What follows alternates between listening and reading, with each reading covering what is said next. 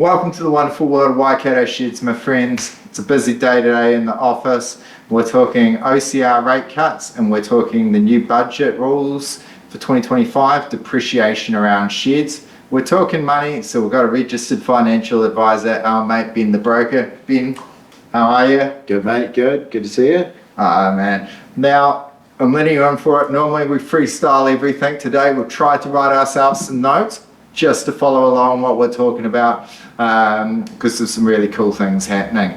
But first off, OCR cut happened today.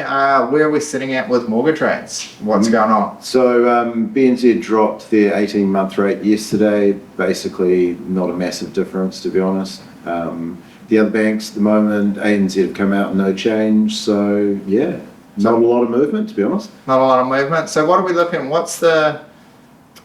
what would you be doing right now if you're in the market? I need to refix my mortgages in August. Yep. Currently I'm just on the floating rate, so I'm seeing what's happening. But what are you sort of advising out there at the moment? Everyone's a little bit different. Obviously, you know, if you want to have fixed repayment amounts, longer terms are kind of better. A lot of economists are saying there's still a lot of room to move with rates. However, look, I like a little bit of risk, but I'm about to refix my mortgage on the 6th of June, and I'm probably going to go for 1 year, to be perfectly honest. There's not a big enough incentive to go to the 6 month and wait it out, as far as I'm concerned. No worries. And what did the Reserve Bank say? What are they indicating? Are they thinking it's going to go back up, continue going down, hold steady? What's their guess? Yeah, so they seem to think that they're expecting to go down to 3-ish. Now there's talks of 2.75 by the end of the year. Just because of international, you know, we've got international issues, we've got tariffs, we've got slow recovery from all the inflation and all those sort of pressures. So, yeah. Okay, so as Ben said, it's going to depend on it. I'll tell you what I'm looking at, because I'm not a registered financial advisor, so I can give you advice because, hey, I sell sheds in the Waikato. I'm looking out for, can I get it below 5% for 5 years? I know our man Glenn Jones, when the rates got down, he locked something like 4% for 5 years because he's been in the market a while and he saw that. So I've seen a couple of 2 to 3 year rates under that sub 5, but if I see anything by August like that, that's what you'll be locking me in for. So that's pretty good for people. Anything, what's the banks? I've seen a bit of talk that they're taking a while to get things approved in that at the moment. What are you seeing for our clients that you're helping out for shed houses and shed upgrades? Yeah, so it's actually got a little bit better. Some of the banks have brought on extra capacity to deal with the massive influx. You've still got likes of Kiwi Bank that are taking sort of 2 or 3 weeks to come back, but they do have access, you know, to they do a fast pre-approval in 3 days, pretty specific criteria. That said, most of the banks are a lot better than they were even a couple of months ago. So kind of looking at, you know, anywhere from around that 8 to 10 business days before we can get some sort of answer from them. Excellent. Yeah. All right, and so is there any feedback for people that are thinking about how to finance for their shed or the shed house based on the clients that you're dealing with that you should let them in on? Yeah, so the first step, as we said in the last video, is just give me a call. We can talk about what you potentially borrow, figure out your numbers, and then you can come see the fine people at Waikato Sheds to design your dream shed. Yeah, cool. What I think it's certainly is we can give you the pricing. Bonnet's got a whole lot of new pricing for 2025. The good thing is we've been pretty much able to hold it tight from what we had last year for the shed houses. But hey, it probably tells you where to look for the land, because that's probably it. Hey, I saw some pretty beautiful sections out the back of Huntley overlooking a fine old rubbish dump, and hey, they're only 200k. So if you want a shed there, but that's 200k, but then you could easily pay 400, 600, $1 million for the land. So knowing what you can borrow, that's a huge amount. Exactly. All right, so the budget 2025, any thoughts from it, Ben? Look, main takeaway is the KiwiSaver changes. So you can basically, moving forward, it'll be 4% from your employer, 4% from yourselves, and obviously that annual contribution from the government has halved. But, you know, the best thing that's come out of that, depreciation. Yeah, depreciation. I initially saw that and I thought, hey, look, if we need to get some more tools, Mark will be excited. What more Makita gear can he get? We can depreciate that. then I looked into this a little bit deeper and realized, hey, this is actually for all non-residential buildings. So sheds, workshops, commercial buildings, so anything on farm. Yep. Anything that's going to be used for it. That's where I'm going to say it is, it's gold. Now, 20% depreciation is what they've introduced, and that's applicable from this 2025 tax year. So this is an opportunity to take it, because I know we've got our bloody left, right, always arguing. So on one hand, you got the green budget, and they're like, pretty much they'll take everything that you want and give it to somebody else. And the current government's saying, hey, you can depreciate it. So I would be taking advantage of this.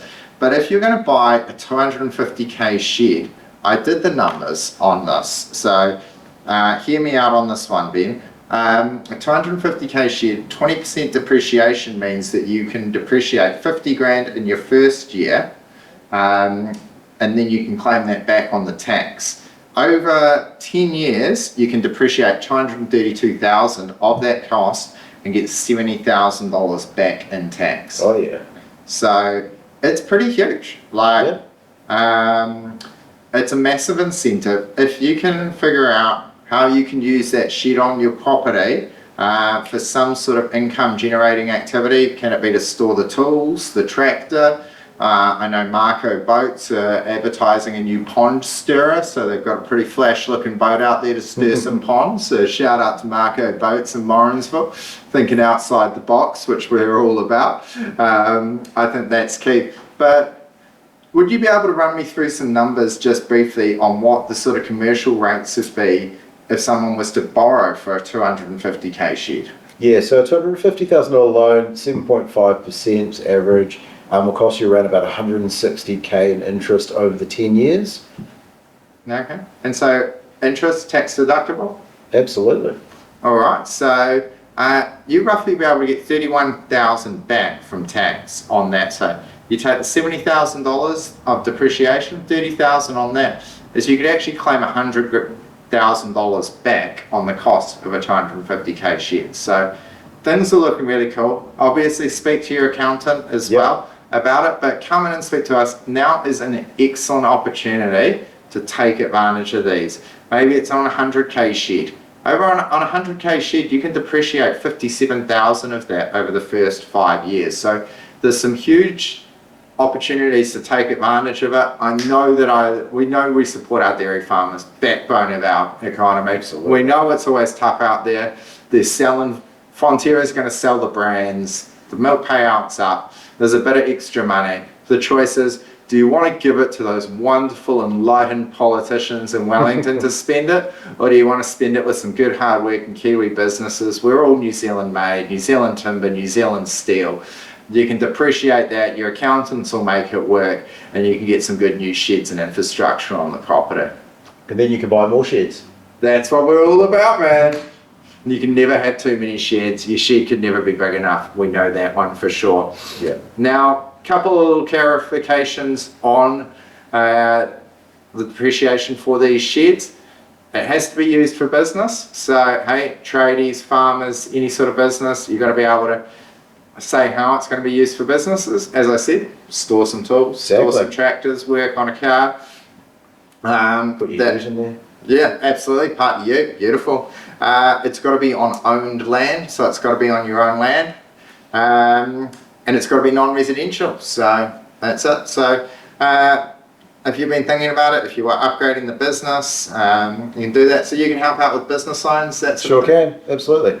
Awesome. So I mean, I know there's a lot of guys, we're looking into it, storage sheds onto it, expanding into it. I think it could be a really good opportunity that you could be able to structure those loans, work it in with the accountant. If you've got a profitable business, instead of sending that profit down to Wellington, you can reticulate that around your business to be able to increase it and then increase your own asset base. And you end up with a cool shed. Absolutely. Other than that, anything else that's been cool? Sheds are pretty cool. Sheds are pretty cool. So with the OCR, so for someone looking to borrow $500,000, Ben, what would the weekly bill payments, what are the sharpest sort of deals you can get at the moment for them? Yeah, so look, if we're talking about say 4.89%, $612 a week is all it's going to cost for for you to get $500,000 to build your dream shed. That's it. So 500k, $612 a week. That's pretty awesome borrowing money when you think, okay, we can often get these sheds built for $300-400. If you've got a deposit in the land or the family land, or if you could do it, maybe I need to extend a little bit more, but you are easily getting into that where it's the same price as rent or a little bit more, and you can be able to build some of these dream scenarios. So I think that's going to be phenomenal. And I mean, if you halve that, and we're talking granny flats, so 250k is $300 a week, as we said, that's going to be money for jam. So we're going to be bringing you some of those, so that's going to be awesome. So any other cool things happening out there at the moment? Field days, a couple of weeks time. Yeah. I'm going to be down for the day with these fine gentlemen on their stand, so come along, come see me. We'll chat about sheds, we can chat about finance, insurance, even talk about your KiwiSaver. That's it. So Ben can look after that. Insurance, KiwiSaver, mortgages, be able to sort that out. And hey, we've been doing tons of cool sheds. We've got a lot of cool things going on. It's actually been great to see. We've got big infrastructure builds with water treatment plants going on one side. We're doing a lot of garages. We're seeing a lot of interest in the granny flats. We're going to be releasing a couple of those designs. We're going to be releasing the new shed house. We've got some American barn designs coming. Awesome. So look out for those ones. But otherwise the team's busy, but there's always time for Bonnet, Glenn, Thomas to have a chat and talk about your shed dreams and how we can make them happen. So other than that, we might as well let you go, and as you know, great sheds done right.